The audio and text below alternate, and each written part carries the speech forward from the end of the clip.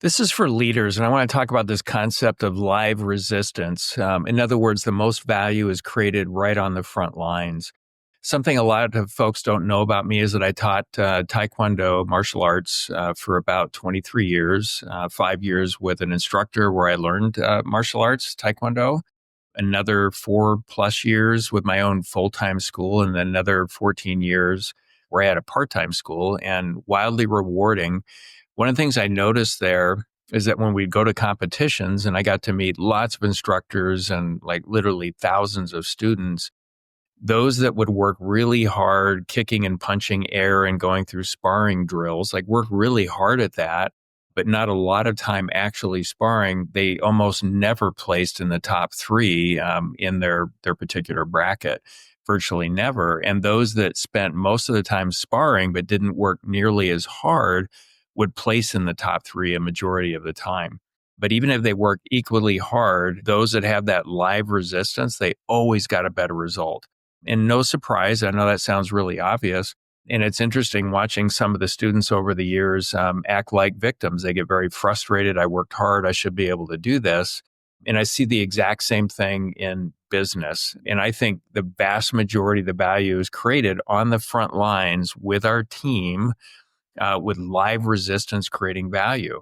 And as I think about it in the business world, for-profit, nonprofit, really any organization that's designed to create value, live resistance comes in the form of working with customers and team members, vendors, investors, really any and all stakeholders that we touch. So we've got all of these elements.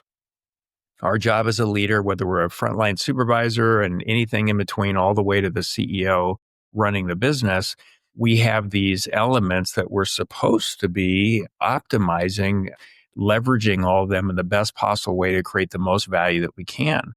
I think one of the biggest mistakes or opportunities missed, I would say, for leaders is not clearly defining the value your team is supposed to create.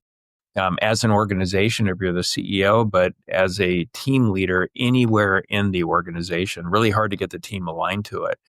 And when I think about leaning in, I want to lean in on 4 different areas. And I've talked about this before. Lean in on the business model, strategy, the value of your stuff, products and services, and on the culture side of things. So in the business model, again, we all need to understand how we price. We need to understand all the approaches and costs to deliver our products and services. We need to understand how we make money and get excited about, as we optimize this, the potential for future profitability. The more money we make, the more good we can do in the world, better for all stakeholders for so many reasons. And then strategy, back to just simplified approaches to increasing the value of your business. And it doesn't matter where you are leading within the organization, all of you can apply something in that strategy as it relates to your team to increase the value of the business. So really understanding that. And then still very common when you look at the actual perceived value from your customers around your products and or services, it seems like teams within the organization love their stuff more than their customers do. Obviously, you're in business, so they're buying your products or services. But do every one of your team members really understand how the customers feel about that so they can actually sink their teeth into improving the value that's perceived by the customers around your stuff? And then culture, what are the attitudes, behaviors, and beliefs that cause the most value to be created? Again, all of us, if we're working in an organization, I think of it as this big value creation machine, all these resources, people, customers, all these different elements that our job is to leverage and, get working really well together, this well-oiled machine, if you will, to create as much value as possible and more value over time. And, I think it's really important for all of us to be communicating in outcomes and refining the path to get there continually, appropriately along the way, over communicating in ideas and hoping for the best. I see a lot of startups that fail because they communicate in ideas, the founders, and hope for the best. So imagine this, you've got this idea and we're going to, change the world this way and it's going to be amazing. So you hire a bunch of really smart people. The idea wasn't theirs. They've never really thought deeply about this. and the founders say, okay, now you go make that happen. Well, no wonder it fails the vast majority of the time. And when we're thinking about a startup and we're leaning in with live resistance, we have the idea, how hard are we working to really vet the idea? It can't be this utopian state and how it's going to change the world. The idea for a business has to be how we're going to get there. Yes, the utopian state is the directional sort of compass that we have. Most of the time, successful companies will change direction quite a bit, iterate a lot to discover what's actually going to create all of this value in the world. So you've got the idea. Now we need to prove scalable traction. So if I'm a founder and I just give the idea to some really smart people, but it wasn't their idea, they hadn't thought deeply about it, how are they going to do it? Usually they're looking for, give me a checklist. I want to say that I did what I agreed to do. And that's where we fail. So as the founder, and I've done this a number of times myself, I've worked with a lot of startups. I am leaning in, I'm on the front line, live resistance, proving scalable traction. And it's really hard because we've never done it before. We have to go figure it out. We know it's possible. We know there's a way. We don't know what it is. And it's our job to discover it.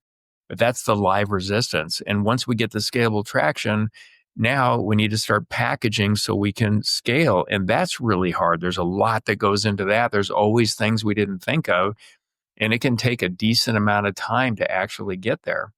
And then there's actually scaling, which is equally hard. So you've got all these stages of a startup, from idea to proving scalable traction, packaging to scale and scale. At each of those stages, until it gets off and running, if you're the CEO or the founder, you have to lean in this sort of full contact live resistance. And if you do that, wow, the chances of success are, significantly greater. This live resistance, there can be a lot of struggle that goes with it. I've worked with a number of clients. This has happened way more than once, where you've got a number of partners, and unfortunately, one of them not that ethical to extremely unethical, has their best interest in mind, not thinking about creating value for the collective, for the business, for all the stakeholders. And the right thing is to separate, so those individuals can go find the right culture for themselves, and the broader team, the bigger team that's really on the same page and they want to create value together. They don't end up having that element with them, and they don't want to have the conversation, and they'll act like victims. And I can't believe this is happening. And some of the best leadership work I've ever done has been leaning in to help them through that process and drive for it. And a lot of struggle and going through that a number of times. I've been quite the punching bag.